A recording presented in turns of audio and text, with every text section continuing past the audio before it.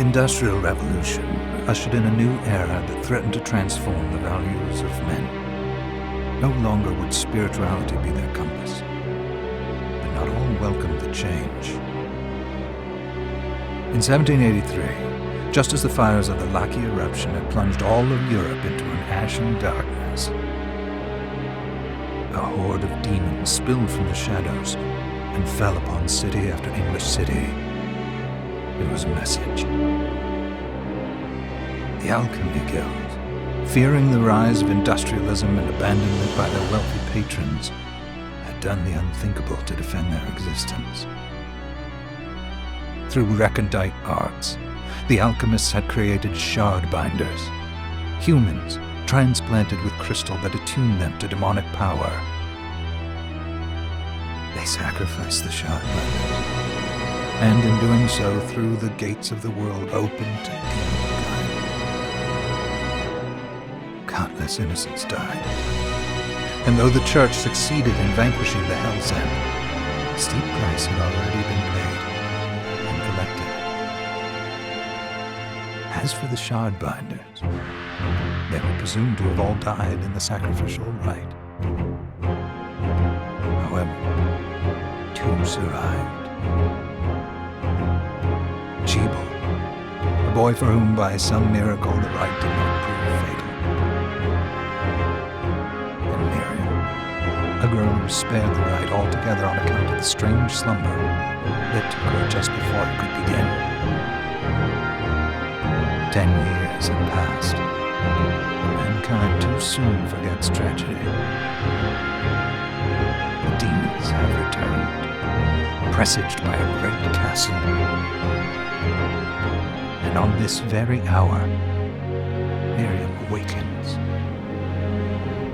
Upon learning Gebel is the architect of this new, bloodstained ritual, Miriam and the alchemist Johannes set forth for the accursed castle.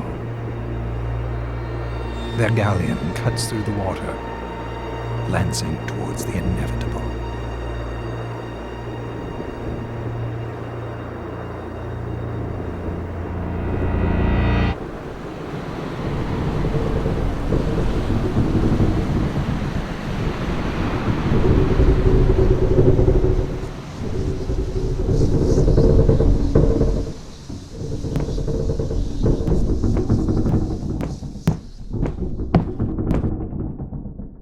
Johannes, are you certain it was... It was Gebel's doing, Miriam. No mistake. It's so hard to believe. I wouldn't even be alive if not for him. He's a good soul. I know how you feel. But the facts are apparent. And the hell he endured 10 years ago would break the best of souls. Miriam, I want you to know that I'm sorry. What my brothers subjected you to... There's no forgiving it.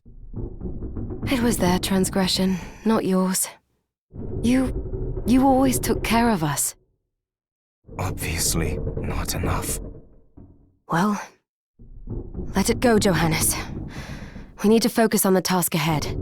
If Gebel is responsible for the summoning, then I have to stop him. I gave him my word. I ought to do it. He was my best friend. But I'm the only one who can. The shard experiments prepared me for combat. Let them amount to something. 10 whole years. What put me in that sleep? I wish I had the answer. All I know is the spell that stopped time for you was advanced, arcane. But by observing the ebb of the magic's hold on you, I was able to predict exactly when you would wake up. Oh, I see. We'll make landfall soon. You should get ready. I had the chest there packed with essential equipment. Now would be a good time to put it on.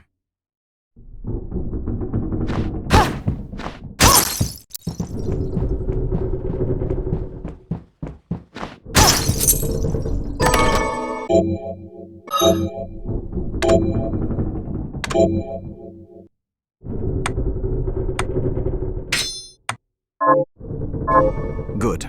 You're prepared. The next order of business is to... I'll take care of it.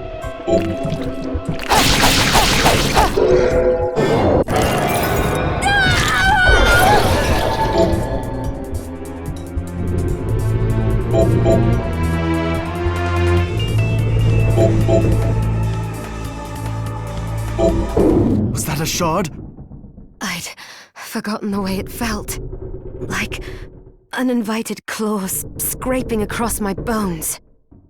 The demon's power was transmuted into that shard, which forcibly bonded to the crystal embedded in your body. The strength you gain from it is undeniable, but eventually, the crystal will devour you. I thought the procedure you discovered halted the corruption. It did, but that doesn't guarantee you'll be safe if you start absorbing shards in massive quantities. I know my body's limits better than anyone. And I'm going to need all the power I can get. If I run into trouble, you can help me. You've done it before. You'll do it again. Thanks for giving me a choice in the matter. Well, I won't let you down. Not if I can help it. Just promise you won't push yourself.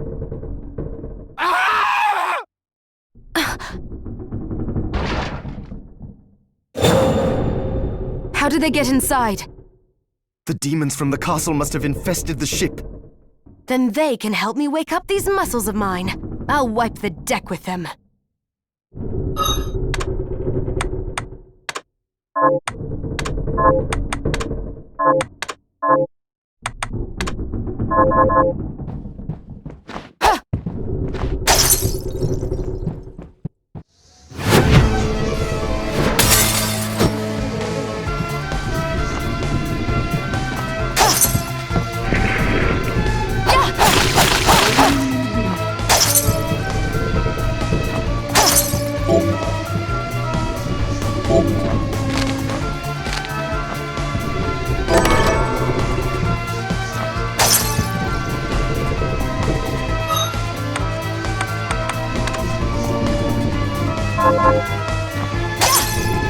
This device responds to magic.